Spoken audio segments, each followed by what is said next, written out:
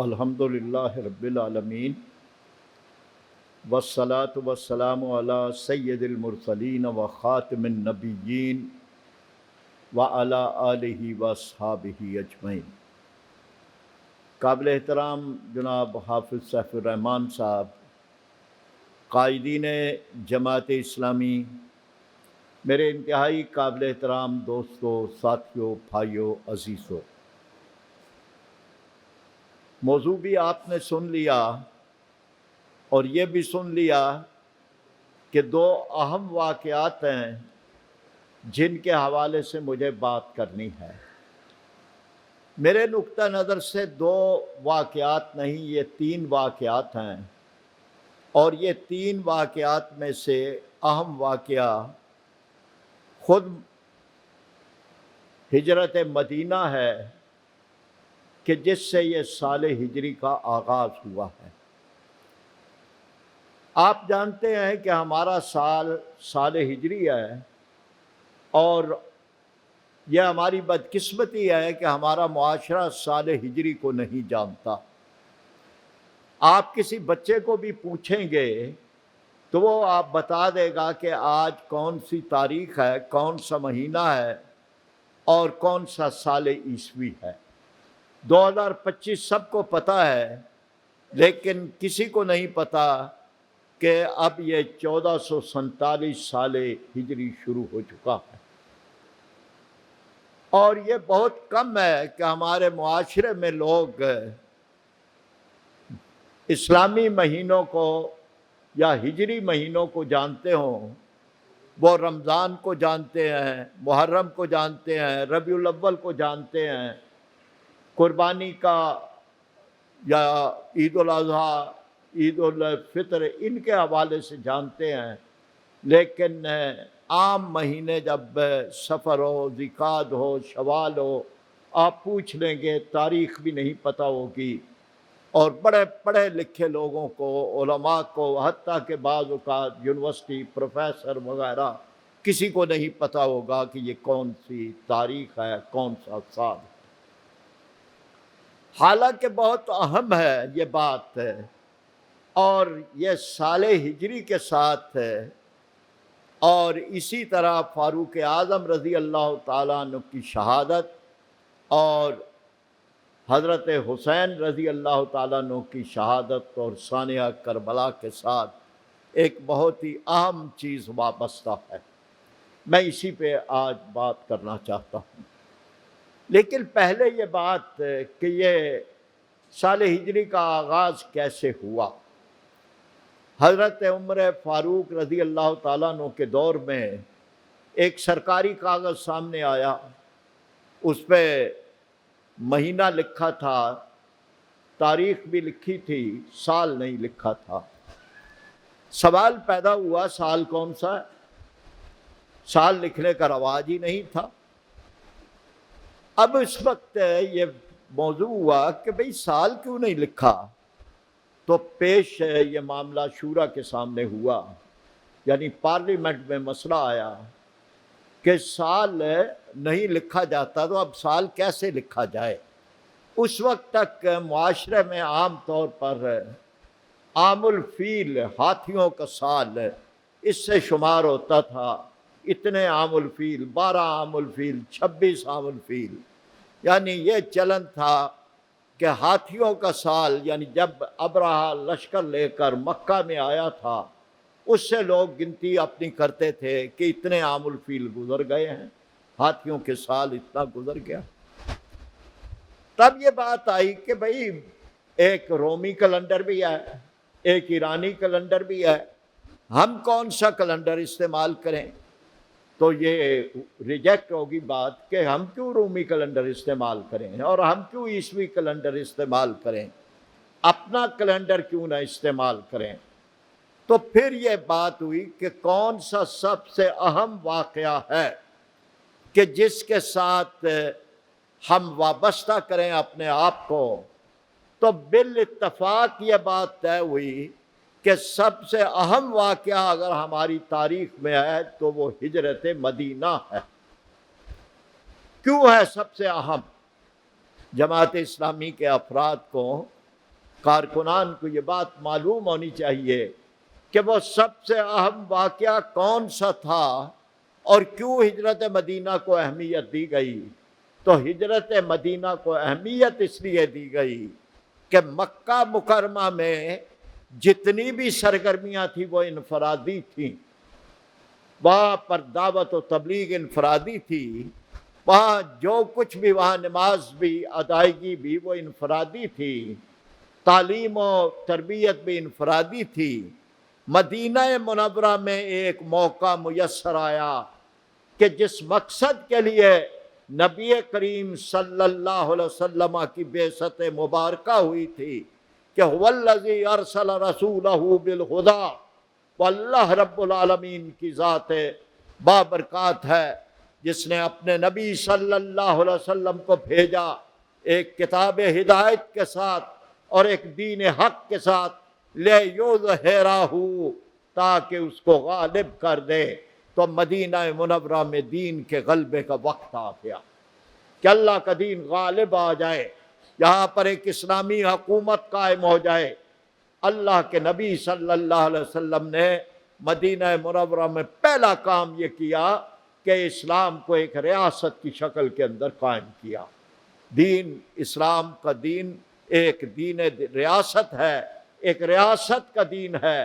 آپ صلی اللہ علیہ وسلم کو جب موقع ملا کہ آپ کو مدینہ منورہ میں اوس اور خزرج کی جو لڑائیاں تھیں وہ ختم ہونے کے بعد انصار مدینہ جب انہوں نے آپ کو دعوت دی اور آپ وہاں پر تشریف لے گئے اور وہاں پہ آپ کو میزبانی، انہوں نے وہ میزبان بنے اور آپ نے مہاجرین و انصار کو اکٹھا کیا، تو آپ نے پہلے یہود مدینہ کے ساتھ میثاق مدینہ کیا اور ایک تحریری دستور آپ نے مدینہ منورہ کا ایک تحریری دستور آپ نے مرتب فرمایا، اور مدینہ منورہ کے جو فریق تھے، جن میں ایک فریق جو تھا اس علاقے کا یہود تھے اور قبائل تھے، تو یہود کو آپ نے اس میں یہود نے آپ کو بطور رئیس ریاست تسلیم کیا اور ایک میثاق مدینہ ہوا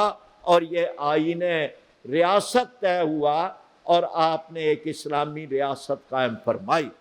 تو جب شورا نے طے کیا کہ سب سے اہم واقعہ ہجرت مدینہ ہے، اس لیے اسلام کا کیلنڈر جب بنے گا تو وہ سال ہجری کے ساتھ بنے گا، تو سال ہجری جو ہے وہ اہم ترین قرار پایا، اور اس طرح سے جو اس سے جب ہم شروع اب کرتے ہیں تو ہجرت مدینہ اہم ترین واقعہ ہے، اور اہم ترین واقعہ جب ہم آج جب شمار کریں گے تو ہجرت مدینہ اہم ترین واقعہ۔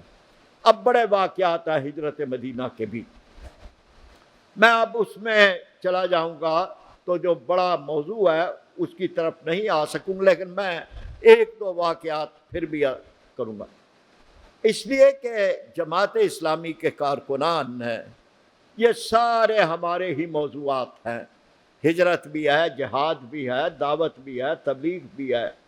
اب ہجرت مدینہ کا جب حکم مل گیا تو جو پہلا ایک خاندان نکلا ہے ہجرت مدینہ کے لیے وہ ابو سلمہ کا خاندان ہے رضی اللہ تعالیٰ عنہ۔ ابو سلمہ، ام سلمہ، اور وہ جو بچہ جن کی وجہ سے اس خاندان کا نام ابو سلمہ پڑا، جب یہ نکلے ہیں، ذرا یہ ایثار و قربانی دیکھیں، نکلے ہیں تھوڑا سا مدینہ منورہ سے، مکہ سے باہر نکلے ہیں تو خبر مل گئی ان کے خاندان کے لوگوں کو، ام سلمہ کے خاندان کے لوگوں کو خبر مل گئی کہ یہ تو ابو سلمہ بچے کو، بیوی کو لے کے جا رہا ہے، تو پہنچ گئے اور کہا کہ ابو سلمہ یہ تم معلوم ہوا ہے کہ مدینہ جا رہے ہو، حج ہجرت کر رہے ہو، یہ ہمارے خاندان کی بیٹی ہے، تمہارے ساتھ نہیں جا سکتی، یہ ہم اپنے ساتھ، باپ تھا، کچھ بھائی ہوگا، چچا ہوگا، وہ آ گئے اور انہوں نے زبردستی شوہر سے بیوی کو جدا کر دیا اور سلمہ کہتی رہی میں اپنی مرضی سے جا رہا ہوں، میرا خامد ہے، لیکن زبردستی ان کو جدا کر دیا۔ اب جب خبر مل گئی ابو سلمہ کے خاندان والوں کو کہ سلمہ کو تو وہ لے گئے ہیں، تو وہ بھی آ گئے۔ انہوں نے کہا کہ یہ کیسے ہو سکتا ہے کہ وہ تو اپنی بیٹی لے گئے، یہ جو بچہ ہے یہ ہمارے خاندان کا ہے، اسے ہم تمہارے ساتھ نہیں جانے دیں گے، تم جاؤ، چلو جو ہجرت ہے تمہاری وہ کرو، لیکن یہ ہمارے خاندان کا بچہ ہے، تمہارے ساتھ نہیں جائے گا۔ اب ذرا جذباتی منظر تو دیکھیں۔ اب سلمہ چلی گئی، ابو سلمہ جو ہے وہ بچہ، اس کو کی کھینچا تانی شروع ہو گئی۔ ابو سلمہ پورا زور لگا رہے ہیں کہ یہ بچہ نہ جائے، اور لیکن وہ کھینچا تانی میں بچے کا بازو کندھے سے اکھڑ گیا، 1.5-2 سال کا بچہ ہے، بازو اکھڑ گیا اور پھر ساری عمر جڑ نہیں سکا۔ اس حالت کے اندر بھی ابو سلمہ کے پائے استقامت کے اندر کوئی اسملال نہیں آیا، اس نے پھر بھی انہوں نے اپنی ہجرت جاری رکھی، بیٹا ایک طرف، بیوی دوسری طرف۔ اب سلمہ کی آزمائش شروع ہو گئی۔ بیان کرتی ہیں کہ پورا 1 سال اس مقام جدائی پہ آ کے میں بیٹھ جاتی تھی اور ہر روز روتی رہتی تھی، یاد کر کے اپنے بیٹے کو، اپنے خامد کو، اور سب سے زیادہ اللہ کے نبی صلی اللہ علیہ وسلم کو۔ اور کامل 1 سال میں روتی رہتی تھی، سارا دن بیٹھتی تھی، روتی رہتی تھی۔ 1 سال بعد ان ظالموں کو ترس آیا اور انہوں نے کہا کہ کیا تمہیں ہو گیا ہے کہ بچے کو ماں سے جدا کر دیا، بیوی کو شوہر سے جدا کر دیا۔ تب مجھے بچہ دے دیا انہوں نے اور کہا کہ یہ اونٹ ہے اور تنہا جاؤ مدینہ کی طرف، خود ہی جا کے سفر کرو۔ ایسے میں عثمان بن طلحہ وہ کہیں مل گیا اور وہ بھی ادھر جا رہے تھے اور اس نے میری اونٹ کی مہار پکڑی۔ یہ سفر کی الگ داستان۔ یہ ہے مدینہ منورہ کی ہجرت۔ بڑے واقعات ہیں اس کے، خود اللہ کے نبی صلی اللہ علیہ وسلم نے جب ہجرت کی ہے، حضرت ابوبکر ساتھ ہیں، اس دوران جو واقعات ہیں بڑے واقعات ہیں، لیکن اس کا بھی ایک واقعہ صرف میں عرض کرتا ہوں۔ جب غار کے اندر ہیں، دشمن آ پہنچے اور حضرت ابوبکر صدیق رضی اللہ تعالیٰ عنہ بیان کرتے ہیں کہ وہ جب اپنے پاؤں کی طرف دیکھ لیتے تو وہ ہمیں دیکھ لیتے، ان کی باتیں میں سن رہا تھا، اور ایسے حالت کے اندر میں نے گھبرا کے کہا کہ اللہ کے نبی صلی اللہ علیہ وسلم دشمن تو آن پہنچا۔ تو اللہ کے نبی صلی اللہ علیہ وسلم نے میرے سینے پہ ہاتھ رکھا، اور حضرت ابوبکر صدیق رضی اللہ تعالیٰ عنہ جب بھی یہ واقعہ سناتے تھے ساتھ یہ کہتے تھے کہ اس ہاتھ کی ٹھنڈک میں آج تک اپنے سینے میں محسوس کرتا ہوں، اور کہا کہ اللہ کے نبی صلی اللہ علیہ وسلم نے ارشاد فرمایا، ابو بکر ان 2 کے بارے میں تیرا کیا خیال ہے جن کے ساتھ تیسرا اللہ؟ اور اسی کو قرآن پاک رکھا، ثانی اثنین اذ ہما فی الغار اذ یقول لصاحبہ لا تحزن ان اللہ معنا۔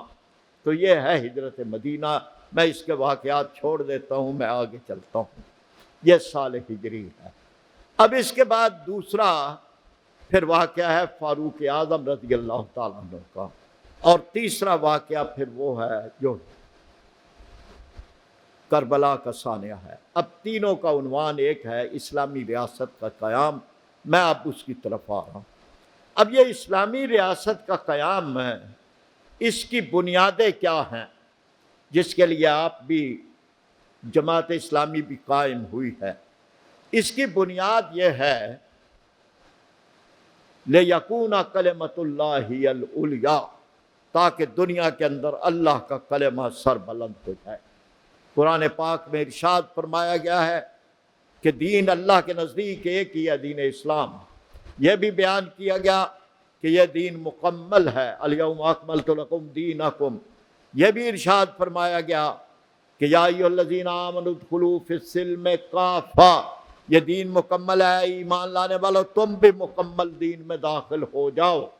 یعنی دین کا مکمل داخلے کا مطلب یہ ہے کہ ہماری پوری زندگی دین کے اندر ہو، کوئی دینی زندگی کا پہلو دین سے باہر نہ ہو۔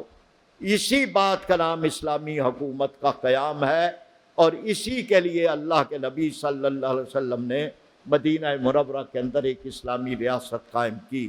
اب یہ اسلامی ریاست کا جو اہم ترین بات تھی، جس کو خلافت راشدہ نے قائم کیا، جس کو فاروق اعظم رضی اللہ تعالیٰ نے مضبوط کیا، اور جس کے اندر جب فرق آ رہا تھا تو حضرت حسین رضی اللہ تعالیٰ عنہ نے اس تغیر کو روکنے کے لیے پھر کوشش کی، اور میدان کربلا میں اپنی اور اپنے خانوادہ کی قربانی دی۔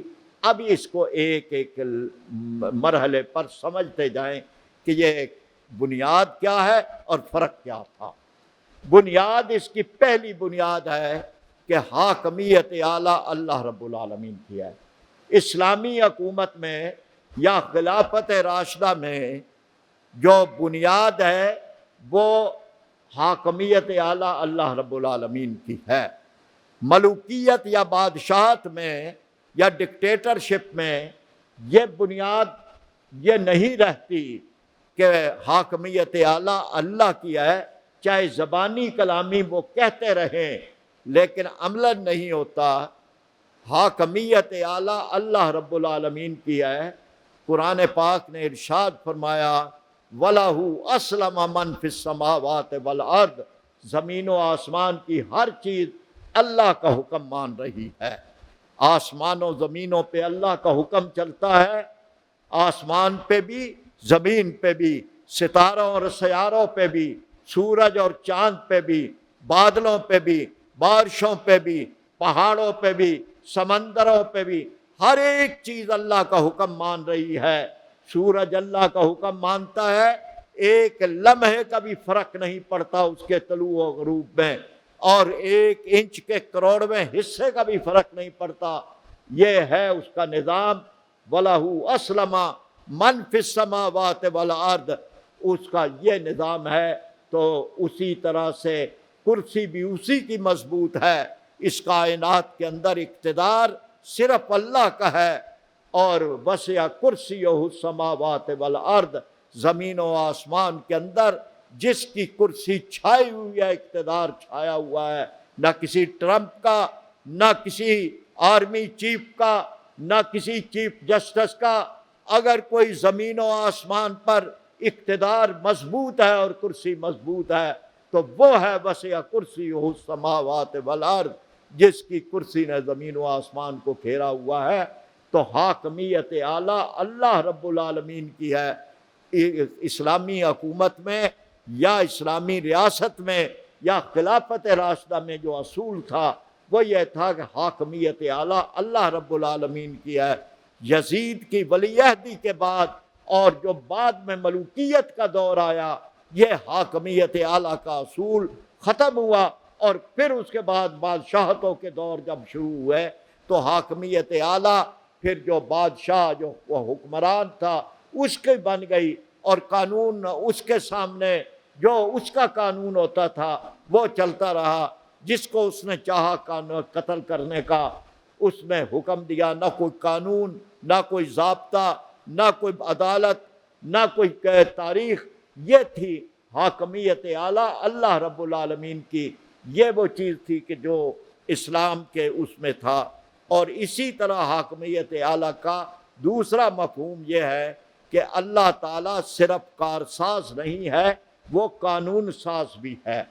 وَمَن لَّمْ يَحْكُم بِمَا أَنزَلَ اللَّهُ، قرآن پاک میں ارشاد فرمایا گیا کہ قانون بھی اللہ دینے والا ہے، اور جو اللہ کے نازل کردہ قانون پر کے مطابق حکومت قائم نہ کریں اور اس کے حکم کو قائم نہ کریں، کہیں ان کو کافر کہا گیا، کہیں ان کو فاسق کہا گیا، کہیں ان کو ظالم کہا گیا۔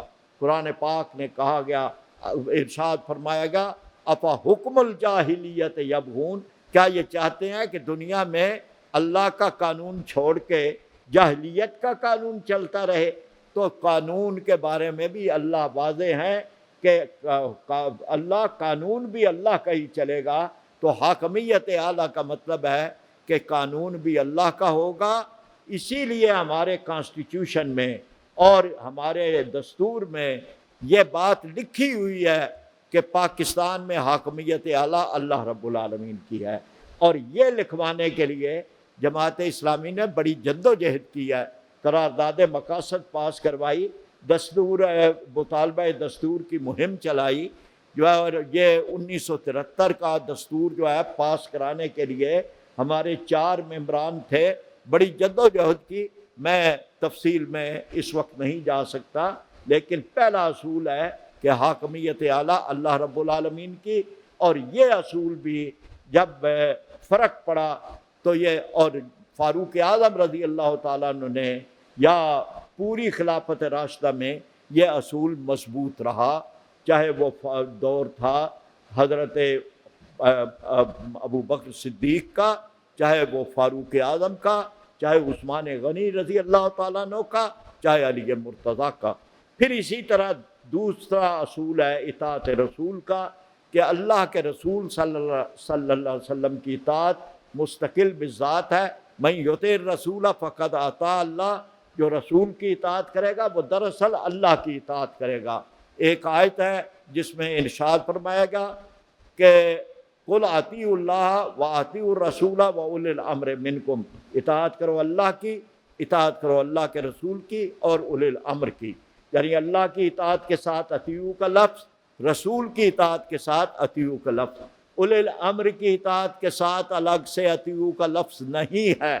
قرآن کی بلاغت پہ قربان جائیں، یعنی ایک آیت کے اندر ہی تینوں کی اطاعت کا حکم ہے، لیکن اللہ کی اطاعت کے ساتھ الگ اطیعوا کا لفظ، کہ اللہ کی اطاعت مستقل بالذات ہے، کوئی غیر مشروط ہے، رسول کی اطاعت کے ساتھ اطیعوا کا لفظ ہے، وہ مستقل بالذات ہے، غیر مشروط ہے، لیکن اولی الامر کی یعنی حکمران کی اطاعت کے ساتھ الگ سے اطیعوا کا لفظ نہیں ہے، کہ اولی الامر کی اطاعت اللہ اور رسول کی اطاعت کے تابع ہے، وہ اللہ اور رسول کی اطاعت کا حکم دیں تو ان کی اطاعت ہے، ورنہ اصول یہ ہے کہ لا طاعت لمخلوق فی معصیت الخالق، کسی مخلوق کی اطاعت خالق کی مخالفت کے اندر اس کی اطاعت نہیں ہے۔ یہ ذرا میں تیزی سے بھی چل رہا ہوں اور ترتیب سے بھی، لیکن میں چاہتا ہوں کہ آپ پورا مضمون جو ہے وہ سمجھ لیں۔ چوتھا پھر اصول ہے خلافت کا، کہ یہاں پر دنیا کے اندر خلافت کا نظام اللہ تعالیٰ نے دیا ہے، پہلے تو سب کو خلیفہ بنایا، آپ کو بھی، مجھے بھی، ہر ایک کو، اور جب انسان کو پیدا کیا کہا فرشتوں کو کہ انی جاعل فی الارض خلیفہ، میں اس انسان کو دنیا میں اپنا نائب بنا رہا ہوں، تو آپ سب نائب ہیں، لیکن پھر ایک اجتماعی خلافت بنا دی، اور قرآن پاک میں ارشاد فرمایا گیا سورہ حج میں کہ وعد اللہ الذین آمنوا منکم وعملوا الصالحات، اللہ تعالیٰ کا یہ وعدہ ہے تم سے جو ایمان لائیں اور اعمال صالحہ اختیار کریں، لَيَسْتَخْلِفَنَّهُمْ فِي الْأَرْضِ، اللہ تمہیں زمین میں خلافت ضرور دے گا۔ یہ سارے مسلمانوں سے وعدہ ہے، ایمان لانے والوں اور اعمال صالحہ اختیار کرنے والوں سے، کہ تمہیں زمین میں خلافت ملے گی۔ کس لیے؟ وَلَا يُمَكِّنَنَّ لَهُمْ دِينَهُمُ الَّذِي ارْتَضَىٰ لَهُمْ، کہ اس خلافت کے ذریعے اللہ تعالیٰ تمہارے لیے وہ دین نافذ کر دے گا جس کو تمہارے لیے پسند کر لیا ہے۔ پھر صرف دین نافذ نہیں ہوگا، وَلَا يُبَدِّلَنَّهُمْ مِنْ بَعْدِ خَوْفِهِمْ أَمْنًا، اللہ تعالیٰ سارا معاشرہ تبدیل کر دے گا اور حالت خوف حالت امن کے ساتھ بدل جائے گی۔ تو یہ پورا پلان ہے قرآن پاک کے اندر خلافت کے بارے میں۔ پانچویں بات یہ ہے کہ یہ خلافت کا نظام شورا کے تحت ہے، وَأَمْرُهُمْ شُورَىٰ بَيْنَهُمْ، اسلام میں ڈکٹیٹرشپ، مطلق العنانیت، فرعونیت نہیں ہے کہ جو چاہ حکمران نے کہہ دیا کہ اس کو سزا دے دو، اس کو انعام دے دو، اس کو جو ہے وہ گاڑی دے دو، اس کو جو ہے وہ کوٹھی دے دو، اس کو نوکری دے دو، اس کو جو ہے وہ 1 کروڑ روپے کی ملازمت دے دو، یہ نہیں ہے، بلکہ وَأَمْرُهُمْ شُورَىٰ بَيْنَهُمْ۔ ابھی آپ نے دیکھا ہے 10% بھی ملازموں کی تنخواہوں میں اضافہ نہیں ہوا، لیکن کہا جی مہنگائی کی شرح سے اضافہ ہوگا، تو مہنگائی کی شرح کا اضافہ ملازموں کے لیے اور پینشنروں کے لیے کتنا ہوا؟ 10% اور 7% ہے، وہ بھی نہیں ہوا۔ لیکن جو ممبران اسمبلی ہیں اور ان کے لیے، وزیروں کے لیے، یہی مہنگائی کی شرح جو ہے وہ مقرر ہوئی 140%، چونکہ انہوں نے خود مقرر کرنی تھی۔ اور سپیکر اور جو چیئرمین ہے ان کے لیے یہ شرح مقرر ہوئی 600%۔ جناب یہ اس کو کہتے ہیں مطلق العنانیت، اس کو کہتے ہیں فرعونیت۔ یہ اسلام میں اس کی کوئی گنجائش نہیں ہے کہ جو آپ کی مرضی آئے آپ اپنے لیے کر لیں اور لوگوں کے لیے آپ کا قانون اور ہو، تو اسلام میں اس کی گنجائش نہیں ہے۔ وَأَمْرُهُمْ شُورَىٰ بَيْنَهُمْ، ان کے معاملات آپس کے مشورے سے ہوتے ہیں۔ پھر اسلام کا چھٹی بات یہ ہے کہ اہلیت کیا ہے کہ ان اکرمکم عند اللہ اتقاکم، تم میں سے اہلیت رکھتا وہ ہے کہ جو سب سے زیادہ اللہ سے ڈرنے والا ہے۔ یعنی یہ نہیں ہے کہ باپ کے بعد بیٹا، بیٹا نہ ہو تو بیٹی، پوتا، نواسا، جو بھی آئے، پھر آگے جو ہے خاندان ہی خاندان، داماد، یہ نہیں ہے اسلام کا اصول جو ہے وہ اس پہ۔ اور یزید کی ولی عہدی کے ساتھ یہ اصول ختم ہو گیا تھا۔ یہاں اسلام میں اصول ہے ان اکرمکم عند اللہ اتقاکم، جو سب سے زیادہ ڈرنے والا ہے۔ آپ دیکھیں حضرت ابوبکر صدیق رضی اللہ تعالیٰ عنہ، عمر فاروق رضی اللہ تعالیٰ عنہ، عثمان غنی رضی اللہ تعالیٰ عنہ، علی مرتضیٰ، آپس کے اندر کوئی رشتہ داری نہیں ہے ان کی، کوئی آپس کے اندر یہ نہیں ہے کہ ایک دوسرے کے بیٹے، باپ، داماد، کوئی آپس کے اندر رشتہ داری نہیں ہے۔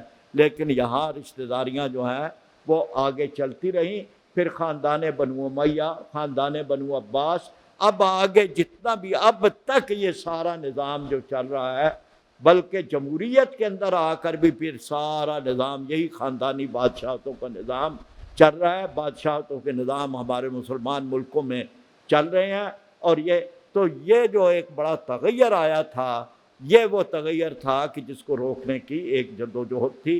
اور اس میں ان اللہ یامرکم، وہ مسلمانوں کو بھی حکم دیا گیا کہ اللہ تمہیں حکم دیتا ہے کہ اپنی امانتیں اہل لوگوں کے سپرد کرو۔ جب بیعت کا نظام تھا تب بھی، جب ووٹ کا نظام ہے تب بھی یہ کہا کہ بیعت بھی کرو تو ٹھیک کی بیعت کرو، ووٹ دو تو تب بھی ٹھیک کو ووٹ۔ ان اللہ یامرکم ان تؤدوا الامانات الی اہلھا، اور اسی لیے یہ کہا گیا کہ ظہر الفساد فی البر والبحر بما کسبت ایدی الناس، یہ خشکی اور تری میں جو فساد پھیلا ہوا ہے لوگوں کے اپنے ہاتھوں کی کمائی ہے۔ ہاتھوں کی کمائی کے اندر تو ویسے عام مفہوم بھی سمجھ آتا ہے، لیکن آج کل تو ہاتھ سے ہی مہرے لگاتے ہیں، تو ہاتھوں کی کمائی ہے کہ اپنے لیے اپنے قاتل اور اپنے بھیڑیے اور اپنے اژدہا ہم خود ہی چنتے ہیں اور پھر 5 سال مجلس شام غریبہ مناتے ہیں۔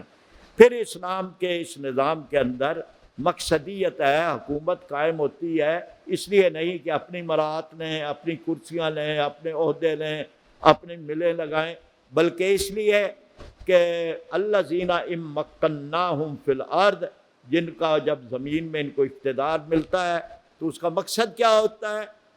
اقاموا الصلاۃ وآتوا الزکوٰۃ وامروا بالمعروف ونہوا عن المنکر، یہ قرآن نے بیان کیا ہے۔ پھر اسی طرح سے یہ بھی بات بیان کر دی اذا حکمتم بین الناس ان تحکموا بالعدل، لوگوں کے درمیان جب حکومت کرو تو عدل کے ساتھ حکومت کرو۔ تو یہ ساری چیزیں پھر جواب دہ ہوتا ہے، یعنی ایک اس میں حکومت جو ہے کہ جب خلیفہ جواب دہ ہے، کلکم رائن و کلکم مسئول عن رعیتہ، سب جواب دہ ہیں۔ اور اسی طرح سے بیت المال خدا اور خلق کی امانت ہے، ایک ایک چیز کا جواب پوچھا جائے گا۔ دوسری چادر کہاں سے آئی ہے یہ سوال جو ہے وہ ہوگا۔ پھر اسلام میں اب یہ ساری چیزوں کا ایک فرق آ گیا۔ اب میں تھوڑا سا ان واقعات کو بھی عرض کرتا ہوں، پھر میں آؤں گا ہماری ذمہ داریوں کے اوپر۔ جب یہ واقعات ہوئے، امیر معاویہ رضی اللہ تعالیٰ عنہ کا دور تھا، انہوں نے اپنے طور پہ ایک اچھی حکومت ان کی تھی، وسعت انہوں نے دی، بہت سارے اسلامی اس حکومت کے اندر اچھے اقدامات کیے۔ ان کی حکومت کو میں زیر بحث لائے بغیر آگے چلتا ہوں کہ جو کچھ انہوں نے ایک ولی عہدی کا کیا معاملہ، وہ بہرحال اسلام کے اس اصولوں کے مطابق نہیں تھا، اس لیے کہ یہ ولی عہدی اس انداز پہ اسلام میں کسی طرح سے بھی نہیں تھی اور ان اصولوں کے مطابق بھی نہیں تھی، اور اس کی مخالفت بھی کی گئی کہ آپ اس طرح سے کسی کو بھی جو اس وقت صحابہ اکرام رضوان اللہ اجمعین یا امت کے صلحاء تھے، انہوں نے مخالفت کی کہ آپ اس طرح سے مقرر نہ کریں، اور یا ان کو کریں کہ جو اس کی اہلیت رکھتے ہوں، یعنی اپنے بیٹے کے بجائے اور لوگ بھی موجود ہیں ان میں سے کسی کو کریں۔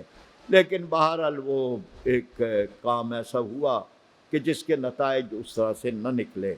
پھر اس کے بعد یہ مولانا مودودی صاحب کی کتاب خلافت و ملوکیت میں یہ واقعات موجود ہیں، اور اس سے زیادہ شاہ ولی اللہ کی کتاب کے اندر موجود ہیں، اور دیگر کتب کے اندر یہ ساری چیزیں موجود ہیں۔ اب جب یہ واقعات ہوئے تو بیعت لینے کے لیے جب دباؤ ڈالا گیا تو عبداللہ بن زبیر اور جو رضی اللہ تعالیٰ عنہ اور حضرت حسین رضی اللہ تعالیٰ عنہ یہ مدینہ سے مکہ چلے آئے۔ مکہ میں پھر امام حسین رضی اللہ تعالیٰ عنہ کو خطوط ملے کوفہ والوں کی طرف سے۔ یہ کوفہ مرکز تھا، اس سے پہلے دو جو بڑی جنگیں ہو چکی تھیں، جو بڑی افسوسناک جنگ جمل اور جنگ صفین، اور یہ ان جنگوں کی وجہ سے بڑے نقصانات ہو چکے تھے۔ کوفہ جو ہے وہ مرکز تھا حضرت علی رضی اللہ تعالیٰ عنہ کے ساتھ محبت کرنے والوں کا، یا دوسرے لفظوں میں شیعان علی کا، یعنی شیعہ کا مطلب پارٹی ہے۔ اب یہ کہ جب ان کی طرف سے خطوط ان کو ملے تو انہوں نے فیصلہ کر لیا کہ اگر یہ کہتے ہیں کہ یہاں آپ چلے آئیں اور ہم بیعت کریں گے اور بیعت کر کے یہاں پر ایک اسلامی حکومت قائم کریں گے، تو ان کا خیال تھا کہ شاید یہ ایک موقع مل جائے کہ یہ ایک بیعت ہے کہ اس طرح کی بیعت کے ذریعے سے ایک اسلامی حکومت قائم کرنے کا شاید موقع مل جائے۔ یہ کوئی ریاستی جھگڑا نہیں تھا، کوئی سیٹ کا جھگڑا نہیں تھا، بلکہ یہی تھا کہ جی اگر ایک ایسی حکومت قائم ہو رہی ہے یا ہو چکی ہے کہ جس کی بنیادیں وہ نہیں ہیں کہ جن بنیادوں پر خلافت قائم ہوئی تھی یا اسلامی حکومت قائم ہوئی تھی، اگر اس کے برعکس ایک ایسی حکومت قائم ہوتی ہے کہ جو اسی بنیاد پہ علی منہاج النبوہ قائم ہوتی ہے، تو اس کا ایک چانس لینا چاہیے۔ اس کے لیے جب یہ وہاں سے چلے ہیں تو صحابہ کرام رضوان اللہ اجمعین، عبداللہ بن عباس رضی اللہ تعالیٰ عنہ نے بھی مخالفت کی، دیگر بھی مخالفت کی کہ آپ نہ جائیں، اس لیے کہ یہ کوفہ والے تو اس سے پہلے بھی آپ کے والد کے ساتھ بھی انہوں نے وفا نہیں کی، لیکن انہوں نے خیال کیا کہ اگر اس طرح سے اتنے خطوط یہ آئے ہیں اور اتنا انہوں نے یقین دہانی کرائی ہے، اور ٹیسٹ کرنے کے لیے انہوں نے اپنے چچا زاد بھائی مسلم بن عقیل رضی اللہ تعالیٰ عنہ کو بھیجا کہ جا کے آپ دیکھیں کہ یہ حالات کس طرح کے ہیں۔ تو مسلم بن عقیل وہاں پہنچے ہیں۔ اب میں جو واقعات بیان کر رہا ہوں یہ مجموعی طور پر ہمارا معاشرہ اسی طرح کی بے حسی کا، منافقت کا، اسی طرح کے حالات اب بھی وہی چل رہے ہیں۔ مسلم بن عقیل کوفہ پہنچے، وہاں ایک مرکز میں جو ان کے وہ لوگ جو خط لکھنے والے تھے ان کے ہاں پہنچے، اور بیعت کا سلسلہ شروع ہو گیا۔ بڑے پرجوش انداز میں بیعت ہوئی، اور اس میں ہوتے ہوتے اس کی تعداد 30,000 تک، جو روایات مختلف ہیں، 30,000 تک تعداد پہنچ گئی۔ کسی ایک شہر میں یہ بہت بڑی تعداد تھی کہ 30,000 لوگ بیعت بھی کریں، چندہ بھی دیں، بڑے بھرپور طریقے سے چلیں، اور انہیں یہ خیال ہوا کہ اب جب یہ ہو گئی ہے تو ہم میں ایک دن نکل کے اپنا جو ایک خروج ہے یا دوسرے لفظوں میں دھرنا ہے وہ ہم دے سکیں گے۔ اس دوران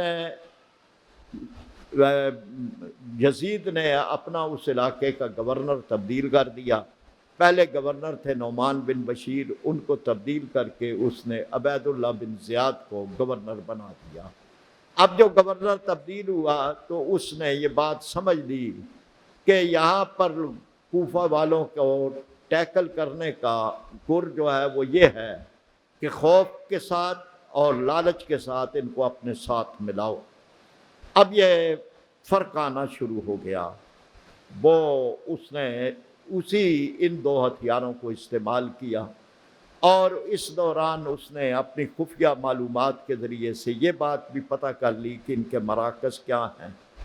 اور جب ان کو یہ پتہ چل گیا کہ جی یہ تو بات ہماری ساری لیک ہو گئی ہے، پتہ چل گئی ہے، تو پھر مسلم بن اور انہوں نے اس بات کا فیصلہ کیا۔ مسلم بن اس دوران وہ خبر بھیج چکے تھے کہ وہاں تک کہ جی بڑے اچھے حالات ہیں اور آپ آ جائیں، اور حالات تو یہاں بڑے پرجوش ہیں۔ لیکن اس دوران ہی جب یہ تبدیلی ہوئی تو وہاں ایک حالات بدلنے شروع ہو گئے، اور وہی لوگ ایک دن انہوں نے فیصلہ کیا کہ جب یہ بات اب لیک ہی ہو رہی ہے تو ہم اپنا جو مظاہرہ کرنا ہے یا دھرنا دینا ہے یا خروج کرنا ہے وہ اب کر لیں۔ تو 30,000 لوگوں کو لے کر مسلم بن عقیل نکلے ہیں۔ اب ذرا آپ مد نظر رکھیں کہ 30,000 کے ساتھ گھیراؤ کر لیا گیا کوفہ کے گورنر محل کا۔ ایک بہت بڑی موو تھی، بہت بڑی موو تھی۔ 30,000 لوگ کوفہ کے گورنر محل کا گھیراؤ تھا، لیکن لالچ کے ساتھ، خوف کے ساتھ، جب سرداروں کو، جو ان مختلف قبائل کے سردار تھے، جو لوگ جمع تھے، جب انہوں نے چھت کوفہ کے گورنر محل کی چھت سے آ کر اپنے لوگوں کو اشارے کرنے شروع کیے اور واپس جانے کا، تو عشاء کی نماز تک پہنچتے پہنچتے یہ حالت ہو گئی کہ مسلم بن عقیل کے ساتھ 100 افراد رہ گئے۔ اور جب عشاء کی نماز پڑھنے کے لیے انہوں نے وہاں پہ کیا تو نماز کی ادائیگی کے بعد ان 100 میں سے بھی 10 آدمی رہ گئے۔ حتیٰ کہ یہ بات ہوئی کہ وہ جو اتنا بڑا ایک تھا وہ ایک طرح سے ناکام ہو گیا، لوگ واپس چلے گئے، اور ان لوگوں نے ان کو اس طرح سے تنہا چھوڑ دیا۔ یہ روایات بھی تھی کہ بالآخر انہیں کوفہ کی گلیوں کے اندر اپنے آپ کو نکلنا پڑا کہ میں اب ان کے ظالمانہ یلغار سے کسی طرح بچ جاؤں، اور کوفہ کی گلیوں کے اندر وہ پھر رہے تھے اکیلے، اور ایک بڑھیا نے دیکھا، اس کو دروازہ کھٹکھٹایا، کہا کہ کوئی پانی مل جائے گا، اسے پہچان لیا، اسے کہا کہ تم تو اہل بیت میں سے ہو، مسلم بن عقیل ہو، کہا ہم میں وہی ہوں۔ اس نے گھر کے اندر جگہ دے دی، اور بڑا اسے افسوس بھی ہوا، لیکن اسی بڑھیا کے بیٹے نے مخبری کر کے مسلم بن عقیل کو گرفتار بھی کروا دیا انعام کے لالچ میں، اور ان کو شہید بھی کر دیا گیا۔ اب یہ ہے کہ مسلم بن عقیل بھی شہید ہو گئے، اور خبر بھی مل گئی کہ وہ شہید کر دیے گئے۔ اور جب یہ خبر مل گئی تو امام حسین رضی اللہ تعالیٰ عنہ نے بالآخر واپسی کا فیصلہ کر لیا، لیکن مسلم بن عقیل کے خاندان کے جوانوں نے کہا کہ اب ہم واپس نہیں جائیں گے، یا ہم بھی شہید ہو جائیں گے یا ان کا بدلہ لیں گے۔ اور پھر اس کے بعد یہ واقعات آگے چلتے ہیں۔ پھر 10 محرم الحرام ہوئے، عمر بن سعد بھی 4,000 کا لشکر لے کے پہنچے ہیں، شمر بھی، اور وہاں پہ پھر وہ واقعات ہوئے کہ 10 محرم الحرام کو ایک ایک کر کے خانوادہ نبوت کے چشم و چراغ، جن میں اون و محمد بھی تھے، جن میں علی اکبر اور علی اصغر بھی تھے، اور اس خاندان کے لوگ ایک ایک کر کے شہید ہوتے گئے ہیں۔ اور اس میں پھر ایک وقت آیا ظہر کی نماز کے بعد کہ حضرت حسین رضی اللہ تعالیٰ عنہ تنہا لڑ رہے تھے، اور پھر اسی طرح تیروں کی بوچھاڑ بھی ہوئی، نیزوں کی بوچھاڑ بھی ہوئی، اور ان کو شہید بھی کر دیا گیا۔ واقعات کے اندر تو آتا ہے کہ گھوڑے بھی دوڑائے گئے، چلیں ہم سمجھتے ہیں کہ ان میں مبالغہ بھی ہوگا، لیکن بہرحال شہید بھی ہوئے، سر بھی کاٹا گیا۔ لیکن جتنا بھی ہم غور کریں اور جتنا بھی ہم خیال کریں کہ نبی کریم صلی اللہ علیہ وسلم کے بعد یہ 61 سے ہجری کا واقعہ ہے، اور اس سارے میں ابھی تو 60 سال کتنا اتنا عرصہ بھی نہیں گزرا، اور اس سارے میں اس انداز کے اوپر یہ ظالمانہ واقعہ ہوا، اور اس میں بے دردی کے ساتھ شہید کر دیے گئے ہیں۔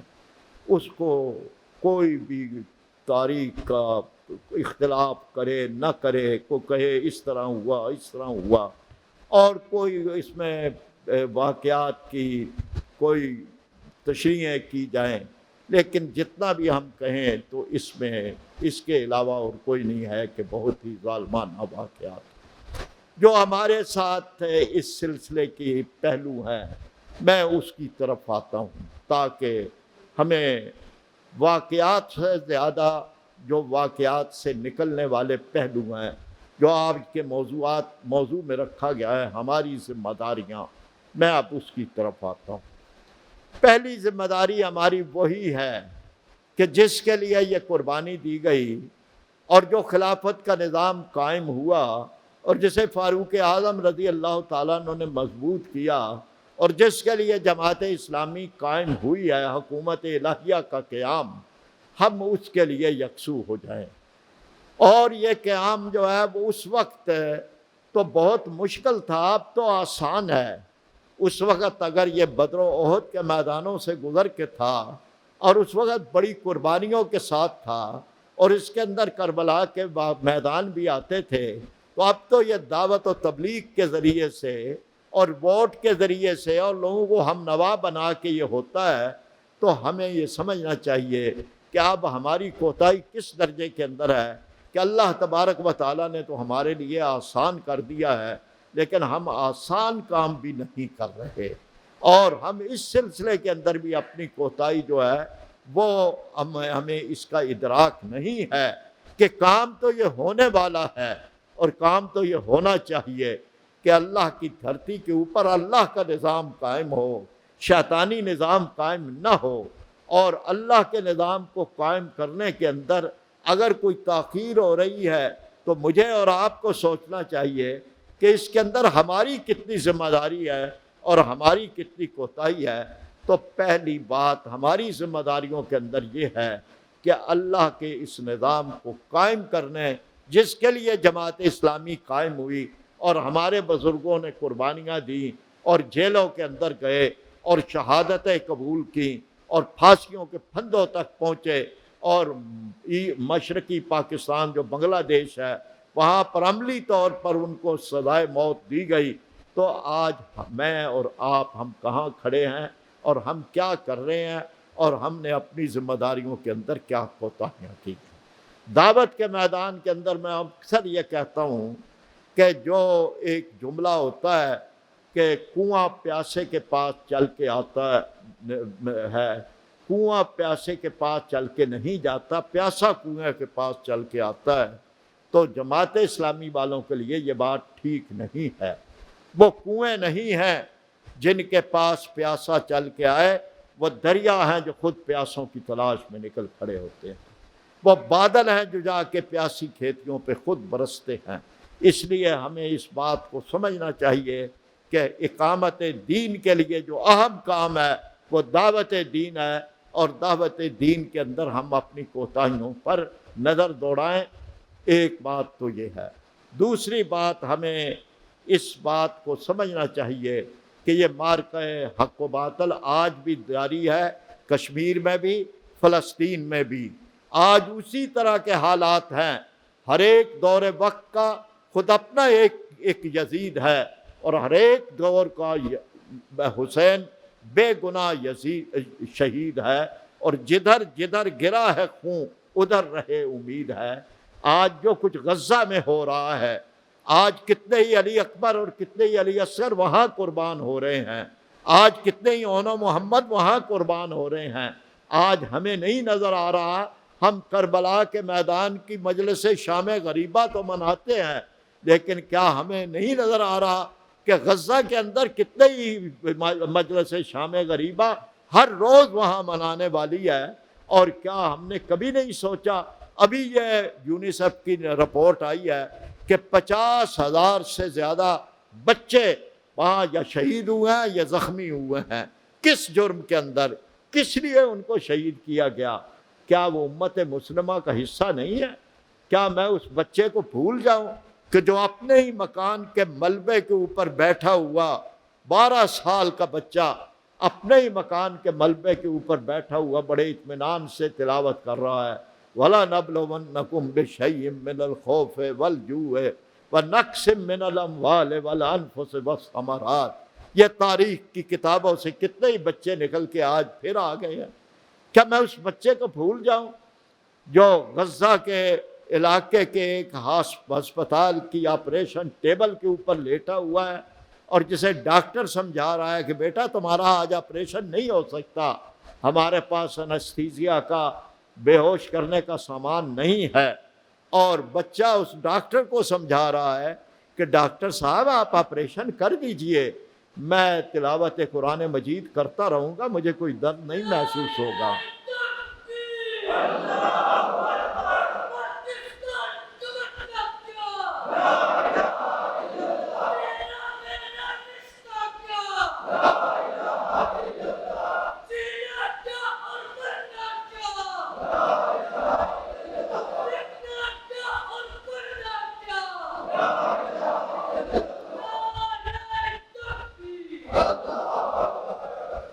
اور میں کیسے اس باپ کو بھلا دوں؟ مٹھائی کا ایک ڈبہ اس نے اٹھایا ہوا ہے جس میں پیکٹ ہیں مٹھائیوں کے، اور وہ بانٹ رہا ہے، مجھے مبارک دو میرا بیٹا شہید ہو گیا، مجھے مبارک دو میرا بیٹا شہید ہو گیا۔ اور ہسپتال کے اندر اس ڈاکٹر کو کہ جو علاج کر رہا ہے، اور اسے بتایا گیا کہ یہ جو تھوڑے فاصلے پہ ایک بیڈ کے اوپر ایک لاش پڑی ہوئی ہے، یہ تمہارے ہی جوان سال بیٹے کی لاش ہے، اور جو اس سے پڑے ایک لڑکی زخمی حالت میں پڑی ہوئی ہے، یہ تمہاری اپنی بیٹی ہے۔ آپ کس کس بات کا ذکر کریں؟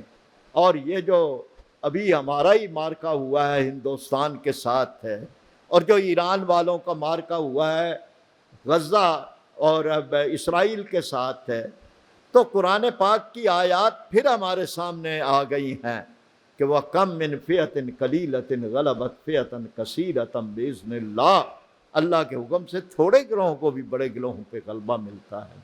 قرآن پاک کی اس آیت کی صداقت پھر آ گئی ہے سامنے، سَنُلْقِي فِي قُلُوبِ الَّذِينَ كَفَرُوا الرُّعْبَ، ہم کافروں کے دلوں کے اندر تمہارا رعب ڈال دیں گے۔ یہ پھر اللہ تعالیٰ نے بتا دیا، اور اللہ تعالیٰ کی طرف سے یہ پھر ہمیں بات ثابت ہو گئی ہے، وَالَّذِينَ جَاهَدُوا فِينَا لَنَهْدِيَنَّهُمْ سُبُلَنَا، جو ہمارے راستے میں جہاد کرتے ہیں ہم ان کے راستے کھولتے چلے جائیں۔ میں اس بات کی طرف بھی آپ کو میری آپ کی یہ ذمہ داریوں کے اندر یہ شامل ہے کہ ہم اس بات کو مد نظر رکھیں اور اس بات کا خیال رکھیں کہ لوگوں کے اندر حوصلہ ٹوٹنے نہ دیں، لوگوں کو غزہ کے ساتھ جوڑے رکھیں، لوگوں کو کشمیر کے ساتھ جوڑے رکھیں، اس کو کشمیر کے ساتھ سے ٹوٹنے نہ دیں۔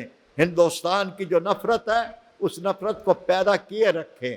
ہمارے ہاں کئی طرح کی لہریں چلتی رہتی ہیں، اور کئی طرح فوج کے ساتھ ہمارے سیاسی اختلافات اپنی جگہ، لیکن جو ہندوستان کے ساتھ، جو ہندوستان کی دہشت گردی کے ساتھ اس کا جو کچھ معاملہ ہے وہ فوج کی مخالفت کی وجہ سے اس کو سد نہ ہونے دیں۔ اسی طرح سے ایک اہم ترین واقعہ معاملہ جو ہے وہ ہے بے حسی کا۔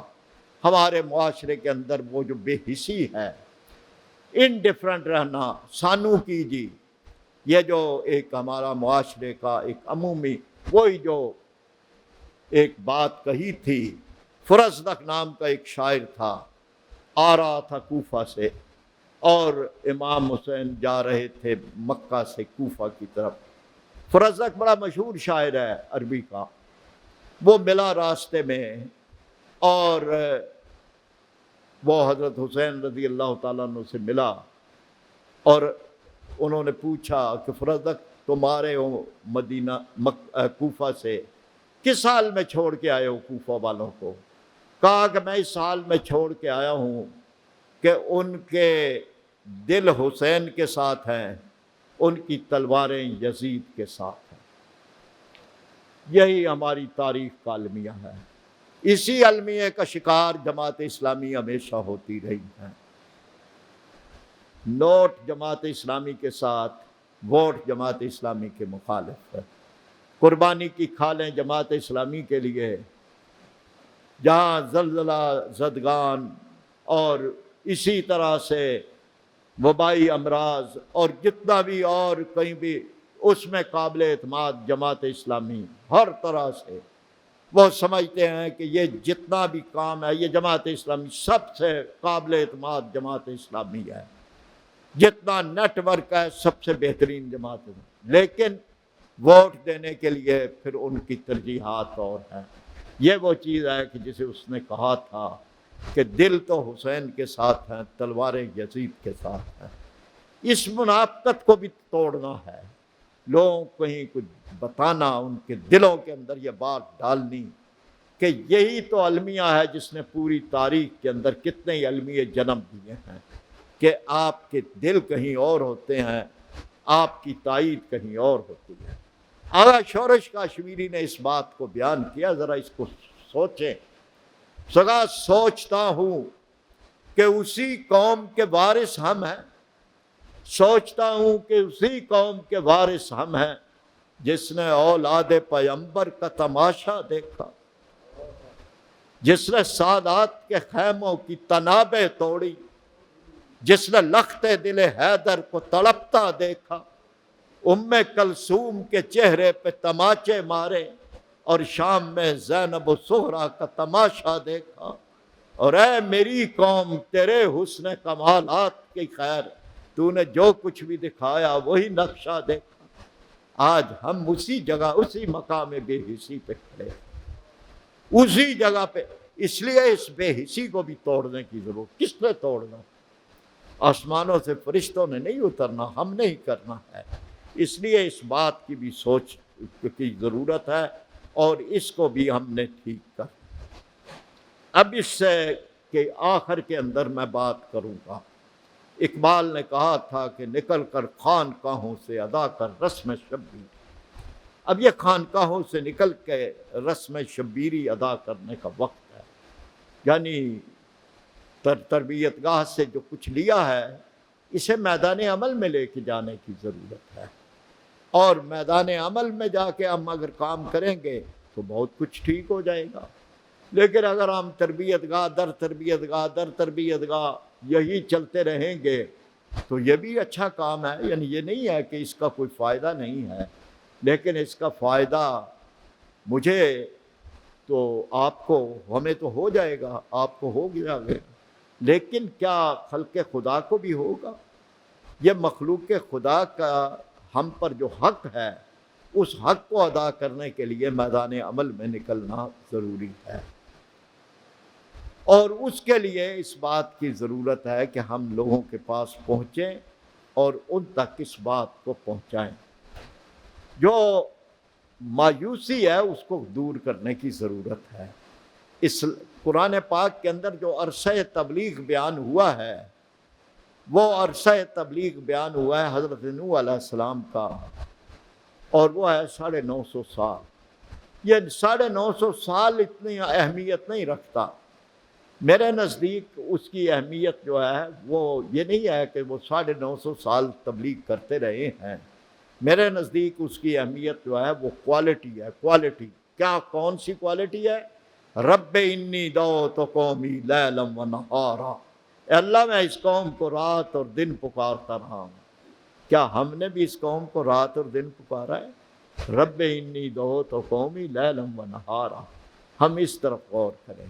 اور میں آخر کے اندر اس بات کی طرف توجہ دلانا چاہتا ہوں کہ قرآن ہمیں مایوس نہیں ہونے دیتا، ہمیں بھی مایوس نہیں ہونا۔ مولانا مودودی رحمۃ اللہ علیہ نے بھی مایوسی اس کو دور قریب بھی نہیں آنے دیا۔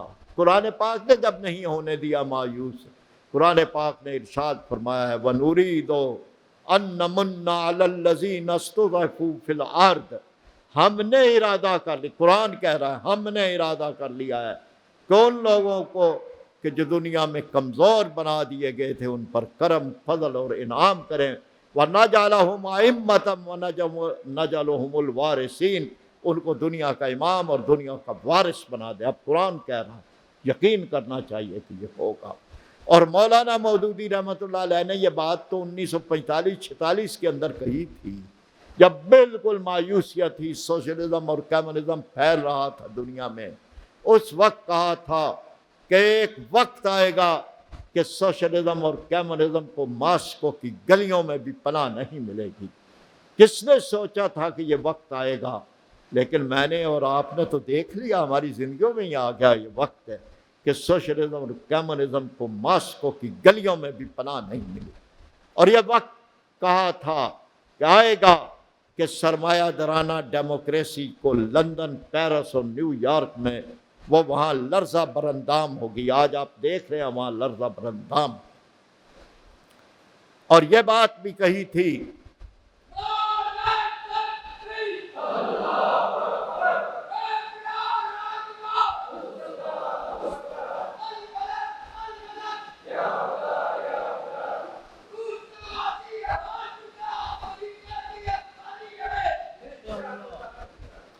تو ایک وقت آئے گا کہ ان کو بھی یہ بھی وہاں لرزہ برندام ہو گئے، اور تاریخ کے اندر یہ وقت لکھ لیا جائے گا کہ امت مسلمہ والے کبھی اتنے بھی نادان تھے کہ اپنے بغل کے اندر عصائے موسوی رکھتے تھے اور رسیوں سے ڈر رہے تھے۔